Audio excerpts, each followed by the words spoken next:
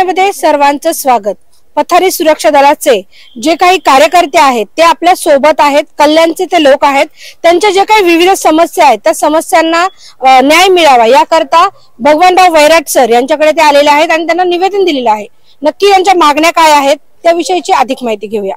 मी तानाजी प्रभाकर करपे कल्याणवरून वैराट साहेबांना भेटायला पुण्याला आलेलो आहे। आमच्या वैराट साहेबांच्या मार्गदर्शनाखाली त्यांच्या मागण्या सांगितल्यावरून आम्ही कल्याणमध्ये ज्या आमच्या पथारी संघटनेच्या ज्या अडचणी होत्या त्या आम्ही महानगरपालिकेकडे मांडलेल्या आहेत। त्या मागण्यांबाबत त्यांच्याशी बोलून आम्ही पुढे भविष्यामध्ये एक भव्य मेळाव्याचं नियोजन करत आहोत। त्या मेळाव्यासाठी साहेबांना आम्ही निमंत्रित केलेला आहे। तो भव्य स्वरूपाचा मेळावा होऊन आमच्या पथारी संघटनेच्या कार्यकर्त्यांना योग्य असा न्याय मिळेल अशी अपेक्षा महाराष्ट्र पथारी सुरक्षा दलाचे संस्थापक अध्यक्ष माननीय भगवानराव वैराट साहेब कल्याणमध्ये मी पथारीवाला आहे। गेली 20 वर्ष आपले कल्याणमध्ये स्थानिक स्वरूपात बरेच संघटना काम करत होते, पण त्यांच्या प्रत्येक पत्राचा व्यवहार व्हायचा, परंतु त्या पत्राला कुठल्याही प्रकारे दाद मिळत नव्हता। पण गेल्या 9 महिन्यापूर्वी माननीय आबासाहेब शिंदे यांची भेट झाली। यांच्या भेटीच्या माध्यमातून आम्हाला बळ मिळालं। बळ म्हणजे प्रत्येक पत्राचं जो पत्र येतात त्या पत्राला उत्तर मिळायचं, म्हणजे आम्हाला त्यात माहिती मिळाली का बाबा आपली ही संघटना आहे, पथारी सुरक्षा दल संघटना आहे, ती त्यांच्या माध्यमातून आपलं संपूर्ण काम होऊ शकतो। या माध्यमातून आत्ताच मागच्या महिन्यात 5 जानेवारी 2024 रोजी आम्ही सर्व मिळून कमीत कमी 1,500 ते 2,000 जे आपले पथारी आहेत तर त्यांच्या माध्यमातून मोठा मोर्चा काढला। त्या मोर्चाचे नेतृत्व माननीय भगवानराव वैराट करत होते।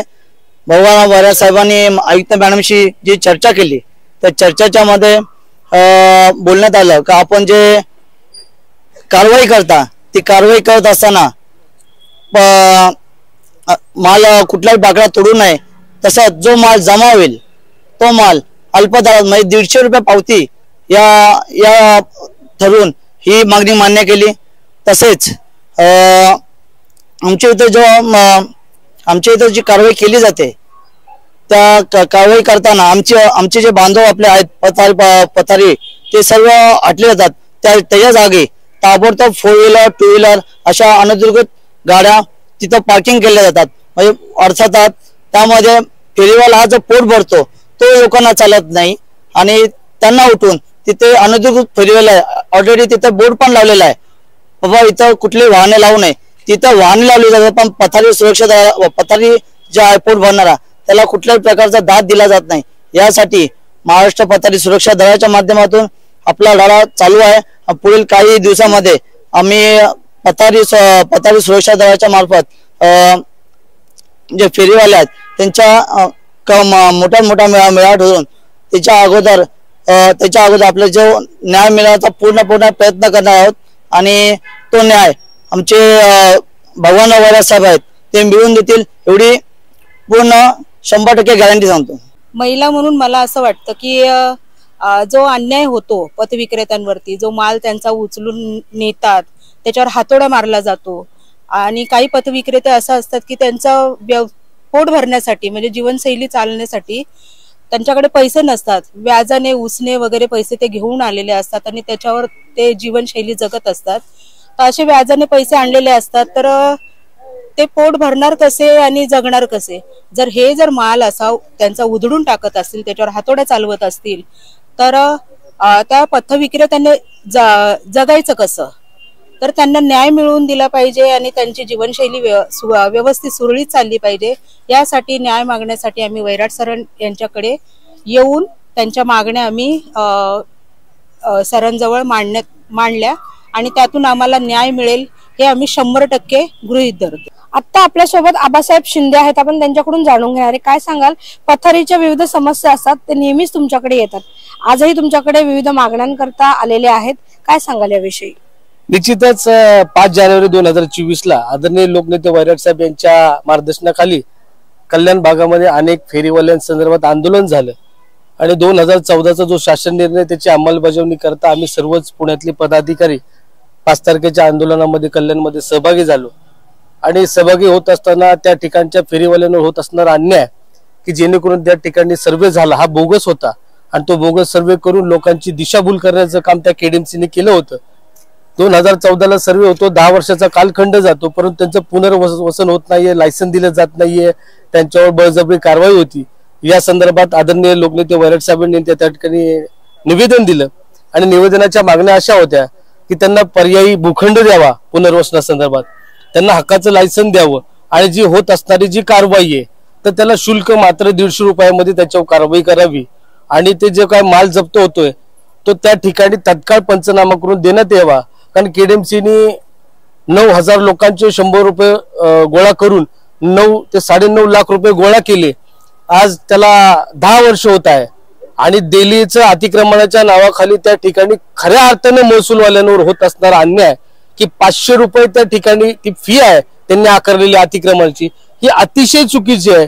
एखाद्या गरीबावर कुटुंब चालवत होत असताना हा अन्यायच आहे, म्हणून आम्ही त्या ठिकाणी 150 रुपयाची मागणी केली आणि खऱ्या अर्थाने केडीएमसीने आम्हाला ती सकारात्मक मागणी मान्य केली आणि 150 रुपये त्या ठिकाणी कारवाईसाठी पावती फाडण्यात येत आहे आणि तो माल जो आहे पंचनामा करून तत्काळ त्या आमच्या फेरीवाल्याला देणार आहे असं आश्वासन आम्हाला त्या ठिकाणी मिळालेले। लेखी स्वरूपात ज्या आमच्या मागण्या होत्या ते देखील आम्हाला लेखी स्वरूपात त्यांनी दिलेले आहे। पुनर्वसनाच्या संदर्भात आमची मागणी जरीमरी नाल्यावरची होती, तर जरीमरी नाल्यावरचा प्रस्ताव आमचा त्यांनी मंजूर केलाय आणि पुढील कारवाईसाठी पुढील पाठपुराव्यासाठी PWD खातं ज्या ठिकाणी आपल्याला तो स्लॅब टाकायचा आहे त्याच्या निधी करता देखील त्या ठिकाणी गेलेला आहे आणि म्हणून पथारी धोरणाच्या अंतर्गत आदरणीय लोकनेते वैराट साहेबांनी निश्चितच कल्याण डोंबिवली या भागामध्ये फेरीवाल्यांचा हा प्रश्न 10 वर्षाचा सोडवण्यासाठी घेतलेला हा जो काय मोर्चाच्या आणि आंदोलनाच्या स्वरूपामध्ये हा अतिक्रमण होत असणाऱ्या कारवाईला धडा शिकवण्याकरता आम्ही सर्वच पुणे शहराचे पश्चिम महाराष्ट्राचे अध्यक्ष, पुणे शहराचे आमचे प्रदीप अध्यक्ष यांनी सगळ्यांनी पाठपुरावा केला। आता कुठे यश आलेले, आम्ही येणाऱ्या काळामध्ये निश्चितच मोठा त्या ठिकाणी मेळावा घेत आहोत आणि मेळावा घेत असताना फेरीवाल्यांवर होत असणारा अन्याय आणि त्यांच्या मागण्या संदर्भात त्या ठिकाणी आढावा होणार आहे।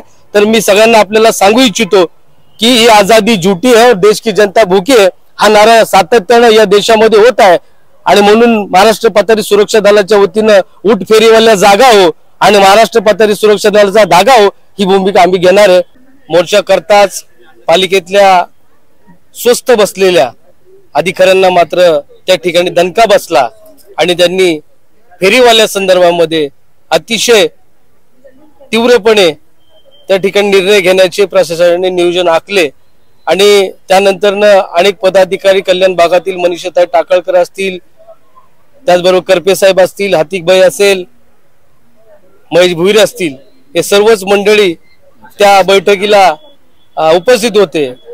मचिंद्र सावंत असतील, सदाभाऊ टाकळकर असतील, असे सर्वच आम्ही पदाधिकारी त्या बैठकीला उपस्थित होतो आणि बैठकीला उपस्थित असतात त्या ठिकाणी आमच्या ज्या मागण्या होत्या की जरीमरी नाल्यावर त्या ठिकाणी आम्हाला स्लॅब टाकून आमचं पुनर्वसन करावं, त्याचबरोबर शिवाजी चौकामध्ये जे अनधिकृत पार्किंग आहे बेकायदेशीर त्याला हटवण्याकरता आम्हाला त्या फुटपारीवर एक पट्टा आखून उभा राहण्यासंदर्भाकरता तोही निर्णय आमच्या बाजूने त्या ठिकाणी देण्यात आला। त्याचबरोबर अतिक्रमणाच्या नावाखाली 500 रुपयाची पावती फाडून एका कुटुंब प्रमुखाला त्या ठिकाणी 500 रुपये भरण्यास सक्त मनाई करत होते, ते देखील नाममात्र शुल्कामध्ये 150 रुपयात ती कारवाई करून पंचनामा करून त्याला त्याचा माल परत देण्याकरताची भूमिका देखील त्या ठिकाणी झाली।